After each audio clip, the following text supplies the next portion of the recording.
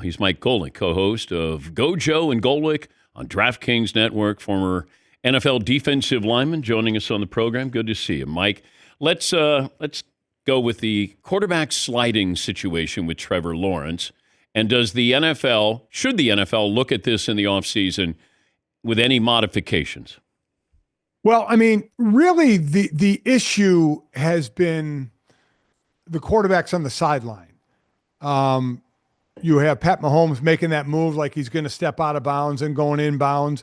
Caleb Williams on Thanksgiving doing that and almost got sawed in half by Jack Campbell. And Caleb Williams said he had a problem with that hit. Well, you know what? I got a problem with you trying to fake going out of bounds and staying inbounds. You deserve to get smoked if you get smoked.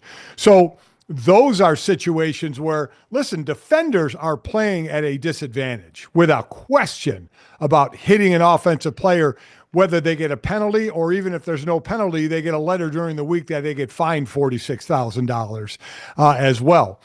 As far as the sliding, Dan, that's such a tough bang play because the quarterback is going to try and get the first down. So they have to start their slide after the line because when they slide feet first, it goes where the butt is when they start to slide. So they have to wait an extra beat to slide while the defender gets kind of handcuffed on when they can hit him. So yes, I do think they're going to have to do something, but they're not, Dan, because they're not going to do anything that favors the defense. They're going to do everything and I'm not saying this as a bitter former defensive lineman. I'm saying it because that's been the trend. The rule changes have all gone to the offense to try and make and for the health of the players, which has normally been the quarterbacks and the wide receivers. But I wondered, and we're workshopping this morning, can I have a quarterback who acts like he's a punt returner that he will signal he's giving himself up? And if he extends that, then it's going to be a penalty. Like just you're running with the football and you have your hand up to say I'm going down. And I'm open to criticism, but I'm trying to figure out. I get what you're saying. I get you're trying to have a signal that says I'm going down, but the problem's going to be again when they're trying to get the first down. They want to reach the sticks and the defender wants to stop them from reaching the sticks, but they have all the protection if they're going to slide feet first. So even if they do it what's considered late and the defender is basically already airborne, you know what the league says? It's on the defender. The defender has to make the adjustment. Just like landing on the quarterback, the defender has to make the adjustment, which is ridiculous, but they're not going to change that. But you're along the right lines of finding a way to give up for the quarterback to give himself up, just like receivers do when they want to call a timeout. They just hit the ground and they're done, and they call timeout so the clock stops. I don't know if it'll be too quick to give like a fair catch and slide because, again, they're worried about getting the first down. But I think you're on the right path of we have to find an answer to this. Now, the hit by, Shair was what he led with his forearm and his head. I mean, that one we have to take out of the equation. Yeah, that was intent, and that's why I had no problem with him being suspended. How would you describe Jameis Winston if somebody had never seen him play? I mean, I think you get exactly what you saw in that game. You look at all the years where he started double-digit games, he had double-digit interceptions, including the classic year in Tampa when he had 33 touchdowns and 30 interceptions. But if he started more than 10 or 11 games, he always had in the teens of interceptions. So it's kind of hit, and he's been that way from Florida State. He's been a gunslinger. He just tries. He feels the ball will go through the defender and into his receiver's hands. He has that mentality, and at times it looks great, and at times it costs you, like it did in the game against Denver. Well, he wants to be Brett Favre. Yeah, but he's not Brett Favre. No. But I do love the personality that he brings. Like he gives us a chance.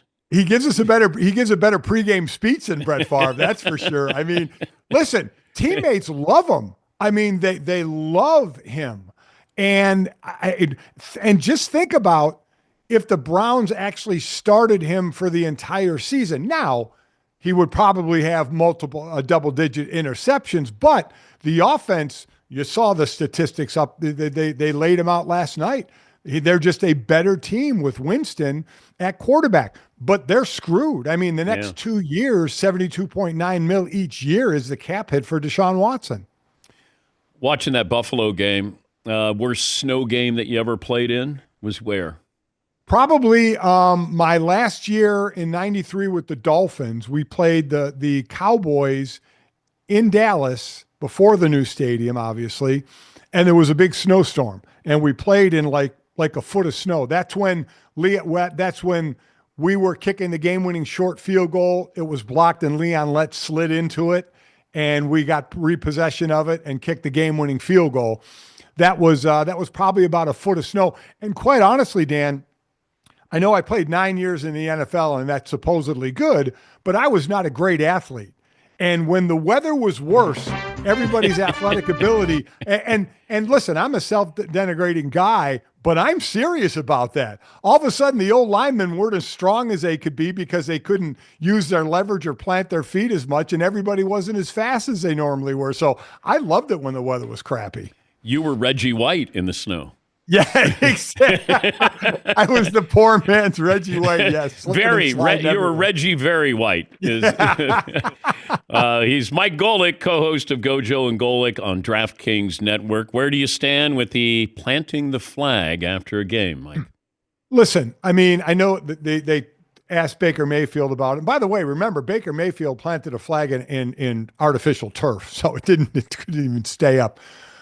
I mean, all of a sudden, there are fights like crazy that are breaking out. What's the easiest thing to do, Dan, is to stop the plant flagging. Just outlaw it. Just say you can't do it anymore, because it's just these are 18 to 22-year-olds who are just ramped up, testosterone-filled guys, ramped up, knowing you just know you had 60 minutes to fight and win a football game, and you didn't, and now you're showing more effort in fighting a team from putting a flag in your logo. The easiest thing is to just outlaw it, but players will find something else to do. You know what they'll do?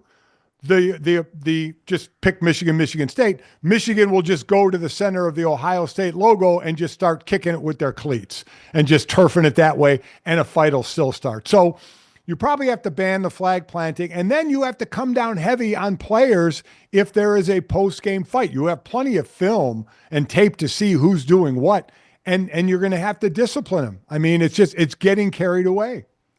Your Notre Dame Fighting Irish look pretty good. I don't, you have the Northern Illinois interruption, but they're a really good, balanced team. I don't know how good they are. Do you?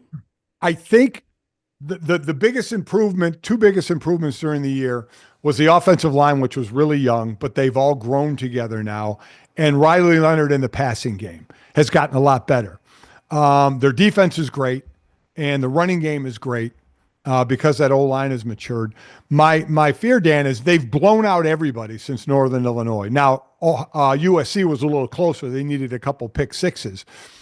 But my fear is when they have to pass. Now, Riley Leonard is improving in passing, but they've been blowing teams out. But what if they're down 2 scores and need to pass to get back in the game? That part of the passing game hasn't really been tested yet, and the competition only gets stronger in the playoffs, so that may get tested. But they're playing as well as anybody in the country right now, and they're going to have a home game in what I hope will be a warm weather SEC team, and I hope there's 3 feet of snow. How about Miami in South Bend? So, yeah, listen, both my boys were on Notre Dame when they played in the Sun Bowl in El Paso, and they played the U, and it was like 30 degrees, and the Miami players, I mean, it was a blowout. They just did not want to play in the cold. So that's where Greg Sankey and the SEC is going to get mad when they see their teams traveling to Penn State, to Ohio State, to Notre Dame, and playing in the first round. And Boise State. And that's right. And Boise State as well. Yes. Your NFL MVP right now is? You know what? I mean, I think you got to look at Josh Allen and what he's doing with that offense. I mean, Cook's running well to help the offense. They got help with the receiver position, but they go how Josh Allen goes. And right now they're 1 loss by Kansas City away from having the number 1 seed, but they still got to get over the hump in the playoffs. But it's tough not to look at Obviously, the quarterback's Lamar Jackson, but I would take Josh Allen over him. And you have to look at Saquon Barkley. I'm one of those, not a big fan of the Heisman because it normally goes to a quarterback, but it won't this year. It'll go to Travis Hunter, rightfully so.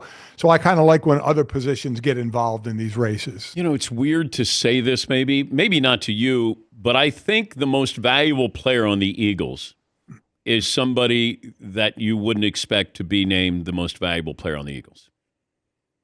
Who is that? Jalen Carter. Let me tell you, when people have started bringing up, Dan, that he is kind of the reincarnation of Jerome Brown, my former teammate, and that is spot on. I mean, Jalen Carter plays on the other side of the line, just like Jerome did. Quickness, strength, leverage. He is a one-man wrecking crew. I would completely agree with you. We know that's not going to happen, but as far as being MVP, but MVP of the team, I mean, you could certainly see that probably be Saquon Barkley, but what an impact that middle interior D-line is having. More of a mess, the Jets or the Giants? I would say the Jets because they gave up assets to build the team, not only gave up assets, but brought in older veteran players for a run, kind of like what Tampa Bay did with Tom, and it worked out because they got a Super Bowl. But now you brought in players like a Tyron Smith, whose career is probably over. You brought in other older players, and you traded assets away for players, and it didn't work. You have to blow the entire thing up.